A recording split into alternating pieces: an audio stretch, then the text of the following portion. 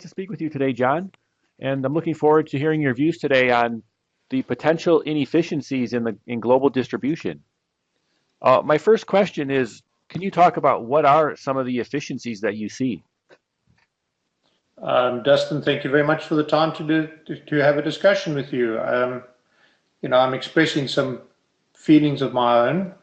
As we deliver international movements and global movements, so we're seeing more and more that there are very, very strong established lanes, and we get used to having a vessel leave the United States going to Europe and vice versa on a specific day. It takes 16, 18 days, and it's guaranteed to be there.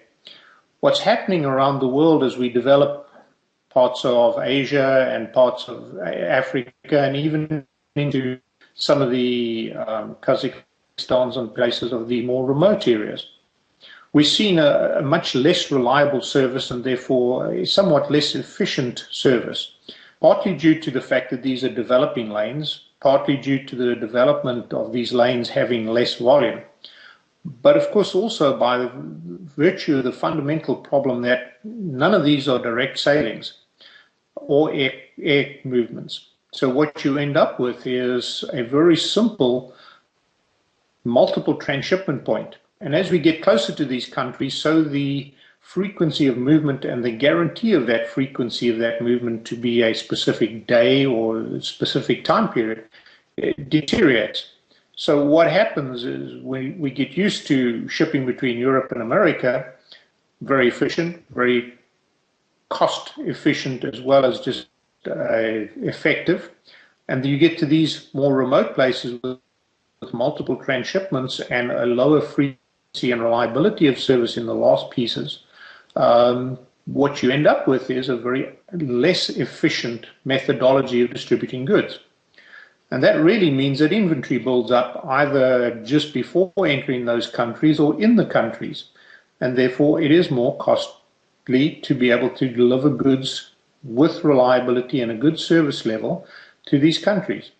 And so we're in a business that actually has to develop these capabilities and cater for them and be able to communicate both the fact that if you expect to get it to Europe in 18 days plus or minus 1 day, you don't have that same reliability and capability to get it to some of these more remote locations.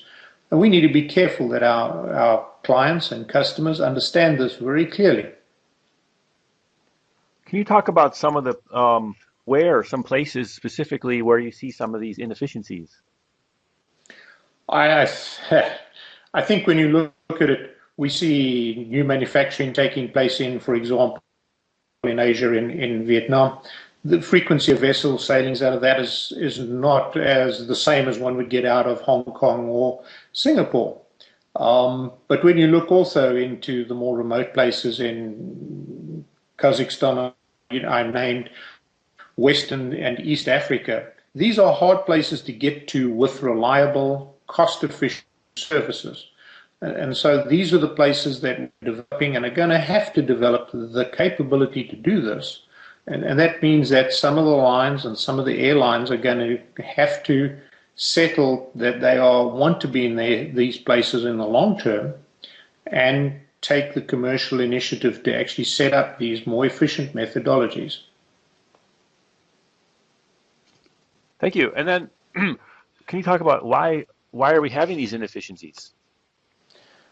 Yeah, well, I think when you look at the development of a trade lane, and I'm being fairly high level on this one, but development of a trade lane really needs volume. It needs consistent, repeatable volume. So you hit the fundamental problem of a new area being developed with a higher volume or big volume change. And so what you end up with is then 2 or 3 or 4 players into the marketplace. There isn't enough volume to sustain 4 or 5 carriers. So what you end up with is you've got to pay the penalty of the time while these carriers decide who is going to be the dominant player in this market. It also is very much dependent upon the end customers, who sometimes do this on a shorter term basis and therefore create a surge, expect a service, and then it's not a sustainable business or a entity there, and so they fall away. So really just a development of global trade. We will see it in multiple places, but these more remote places are leading us to have very different standards, and we need to drive to a more methodology than just accepting that it is highly inefficient. How can the inefficiencies be addressed? I think it's a little bit more rational thinking on the commercial side. And quite honestly, people need to look at this in a much longer term of, I don't have cargo today, therefore I will no longer do it. Now, I will preface that with, and I have total sympathy and understanding of the ocean carriers and air carriers who are struggling to make decent margins. But quite honestly,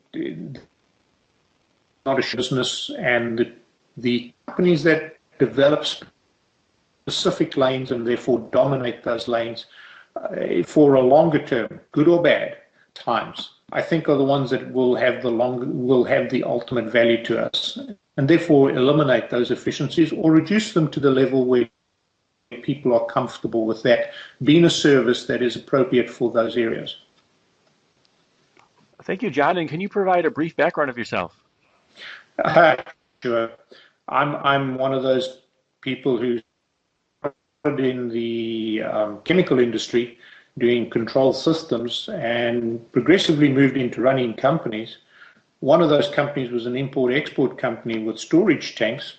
And one day I woke up and worked out I could make more money and be a far better value service to the industry by including all of the international shipping of what would be LNG and LPG products, and therefore became a ship chartering specialist. And we extended the company into a logistics company. And so I was born as a logistics person. I developed that skill in multiple industries, everything from automotive into the pulp and paper, steel and aluminum, and in fact apparel. But the only one I haven't done extensively is pharmaceuticals. And I've just finished as a vice president of Halliburton, one of the second largest oil services company in the world. Hold 3 degrees, and one of them is a PhD in logistics. So occasionally I try to think about broader concepts of logistics than just the survival of the operation. Thanks for sharing today, and I look forward to talking to you again soon on another topic. I look forward to it. It's been very much enjoyable. Thank you. Thank you.